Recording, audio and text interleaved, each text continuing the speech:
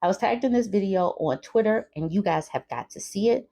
And actually, you have got to see it. I know sometimes people are just listening to my videos. You have got to watch this 1-minute clip, because she put some captions on there because you can't always hear what they're saying. But also, you need to see these incredible passes that she's making and these shots that she is taking on these men. So pay attention to the screen. It was a regular hoop session until this happened.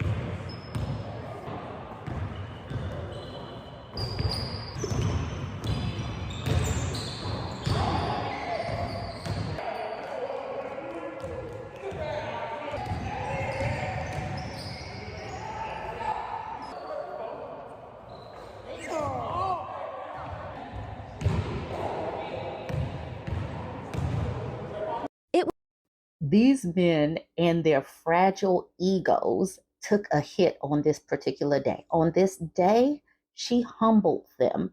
And I don't know how they are how they're going to go back to this same gym after being humbled like this. And I do not understand why they simply believe that women cannot have skills. Like, literally, there are whole players, women players that play, but the average, regular, mediocre man who goes to play basketball on the weekends thinks that he can just beat every single person, especially if they have a uterus. But like this person says, nah, this was a dime. I would have just went to go lift weights or something. Yeah, just walk away at that particular point. This person says, you really bring me joy every time, because men really don't think women are equals. Better yet, can be better than them. School them. And this person said, is this one right here. Men don't even know what happened. Mega Pine Pour says, a lot of people want to play against you, but I would want to play with you. You low-key a bomb teammate. Highlight them dimes more. And that's the reason why I say you got to watch her make these passes, because they were amazing. And people just really push back on the thought that women can be equal partners or better than them in some things. But they're learning today. Women are showing them their skills today, and I am here for it. Women are not dimming their light for the likes of these men's and their fragile egos. All right, let me know what you think about this. This woman is amazing, and I am so thankful that we are living in a time where women can shine and where men are being humbled. They're going to either get it together and learn and recognize women's greatness, or they're going to look like these people in this video. Let me know what you think. This pastor out of Johannesburg has this clip that is on Instagram where he says, your husband is your owner. And I am appalled. I laugh at this. And I'm going to play this video. And I'm actually going to play it twice for your enjoyment, because you need to hear this twice. You need to hear and understand that these people simply regard you as slaves or servants. Because to have an owner, I beg your effing pardon. I beg your pardon. And people are confused why feminism is on the rise and why the patriarchy in some places is finally starting to fall, why religiosity is starting to fall, because I beg your finest pardon, sir. This is ridiculous. Like I said, I'm going to play this twice. Your husband is not your friend, he's your owner. No, you did not hear me. You are owned by your husband. 3 verse number 6. Even as Sarah obeyed Abraham, calling him Lord. The word Lord means master owner. You don't want to be owned, don't get married. You are not an equal to your husband. No, you are not even a friend or a partner. No, you are owned. This is why I said to you men, don't accept when your wife calls you baby. No, never. Your husband is not your friend, he's your owner. No, no, no, you did not hear me. You are owned by your husband. 3 verse number 6. Even as Sarah obeyed Abraham, calling him Lord. The word Lord means master owner. You don't want to be owned, don't get married. You are not an equal to your husband. No, you are not even a friend or a partner. No, you are owned. This is why I said to you men, don't accept when your wife calls you baby. No, never. Your husband is not. For some strange reason, he limited the comments on this post. I guess people were giving it to it because the only thing that was left was true Papa, God bless you, and amen, and true that ambassador. So he must have deleted all of the other comments that women were saying, I beg your pardon. So this was posted in my Bourbon Bougie subreddit.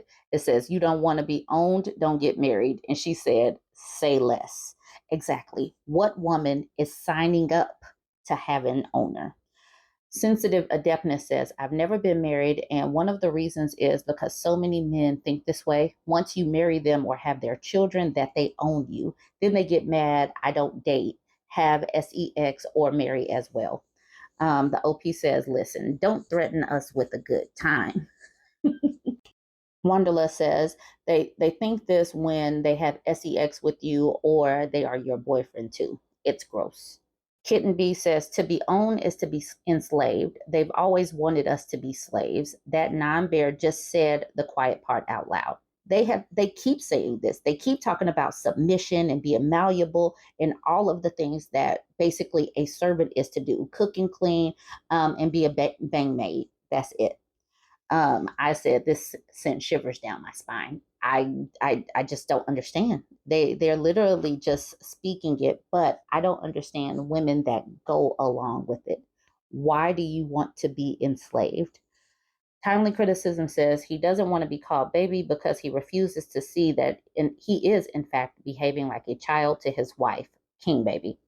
Also, it all makes sense. When your father walks you down the aisle and gives you to your husband, it is a transaction of ownership. It is a changing of ownership. Changing your last name into his after marriage. Some women even relocate to live with the man, changing religion to get married to the man. All those kids a woman births take his last name. To men, everything is transactional and they will always protect their interests, like keeping his career while you give up yours to be a stay at home mom or girlfriend, trying the 50-50 BS. Men protect themselves and provide headaches and stress to women. There, I said it. Nubia narrator just simply said, these people are nuts. And Traditional Curve says, it's hilarious that these men want something they have not been raised or prepared to handle correctly. That's a wife and kids. A husband is a householder. If a man is too raggedy and lazy to get an education, work consistently and continually for 30 years, pay bills as long as he breathes, and act semi-kind to the people who have to tolerate him behind closed doors, he should not even bother a woman. A lot of these people shouldn't have access to the same air that a woman is breathing, let alone think that he is the owner of said woman. All right, jump in the comments. Let me know what you think about this one. So Chris Evans made this post on Twitter. He said, so a conservative Mexican family on TikTok left California for Idaho because they wanted to live in a red state with other Republicans. And they posted a video about how they're moving back because it sucks and everyone is racist.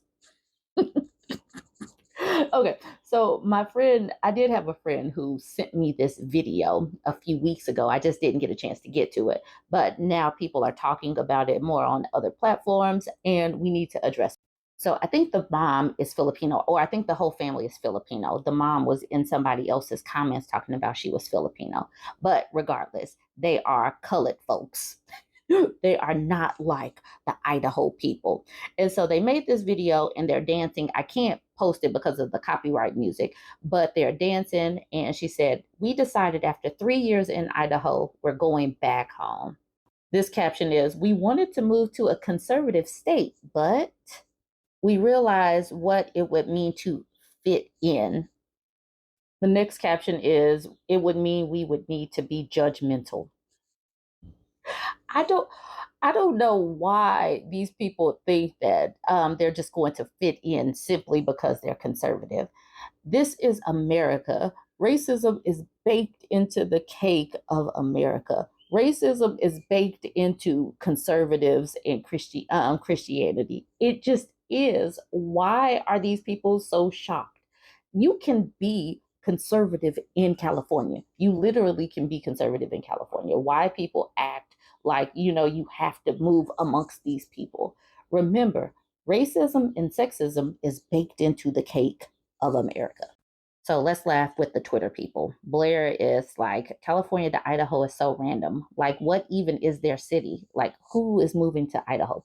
And Chris says, Boise, Idaho, and the surrounding suburbs is actually one of the top places Californians are migrating to. Who would know? Who knew? It must be the top places that um, Alabaster Californians are moving to.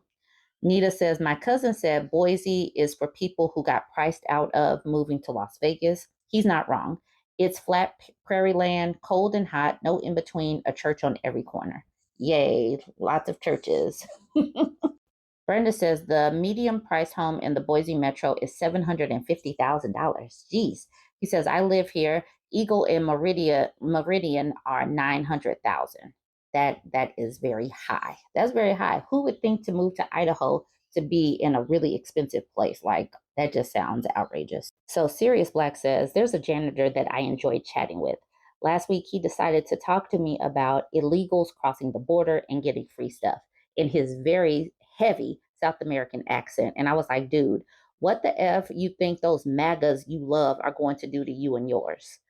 Kimberly says, bless his heart, then play for him what is said behind his back. So Running with Dragon Ball says, a lot of immigrants hold the view, I did it the right way. I'm one of the good ones and really hate non-documented immigrants. And Davin McLean says, they really believe they are viewed differently because they are here assimilating. Yeah, we all have darker skin than them. We are viewed the same. Why they think that they are special is beyond me. June is the pearl of the summer says, I know places in South America still worship the Confederacy. They do. So I also wonder if they understand the concept of the model minority myth. This person says, when minorities forget they're minorities. I agree. They really think that being Christian or being conservative is going to make you fit in. Now, the person right down below didn't understand that this was coming from another minority, so I'm not even going to read this. But this is truly how I look at other minorities, or even how like members of the LGBT who actually vote Republican see themselves in this party. Like, why are you with these people? They're going to turn on you as soon as you're not playing your particular tokenized role. Like, why would you even want to be a part of this party? Anyways, y'all have got to weigh in. Let me know what you think about this. And like I said, I can't play the video because it's copyrighted. So here's the full video, but like I said, I turned off the music because of copyright reasons. But he said, we decided after 3 years of being in Idaho that they had to move back to California. He headed back for work and we stayed to sell the house.